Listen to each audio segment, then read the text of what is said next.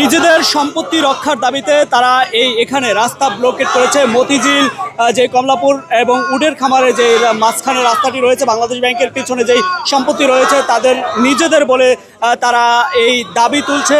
তাদের এই সম্পত্তি উচ্ছেদ করার জন্য রাজুক থেকে বিভিন্ন কর্মকর্তারা এসেছিলেন এবং তারই প্রতিবাদে এই মুহূর্তে রাস্তা ব্লকেট করে তারা স্লোগান করছে। পুরো মতিঝিল এলাকার রাস্তাটি কিন্তু আমরা দেখছি যে ব্লক করে দিয়ে মানববন্ধন করে বিক্ষোভ করছে নারী পুরুষ উভয়ই। কিন্তু তাদের যে সম্পত্তি তারা বলছে যে এটি নিয়ে হাইকোর্টে মামলা রয়েছে, কোনো নোটিশ জারি ছাড়াই আমাদের উচ্ছেদ করতে আসছে। আমাদের সম্পদ আমাদের না বইলা না যাই না নাই বইলা আমাদের সম্পদ সরকার নিয়ে যাইবো গা, আমাদের না বইলা এটা মিথ্যাই কইরা সম্পদ নিয়ে যেতেছে, এটা তো উচিত না। এটা আমাদের পৈতৃক সম্পত্তি, এখানে আমাদের দীর্ঘ 50 বছরের মতো সবার বসবাস।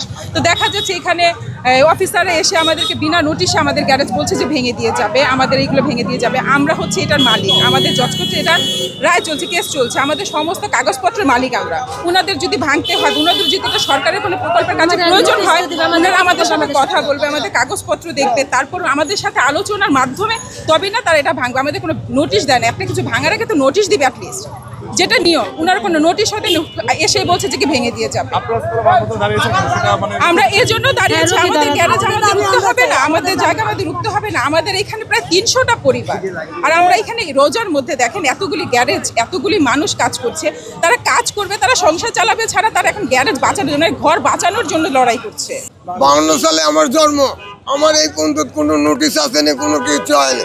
আমার বাপ দাদা এখানে, আমার দাদার সম্পদ, আমি ওয়ারিসি সম্পদ, এই ওয়ারিসি সম্পদের বিরুদ্ধে এরা আইসে আমাদেরকে কোনো নোটিশ ছাড়া, কোনো কিছু ছাড়া আমাদেরকে ভাঙতে আইসে।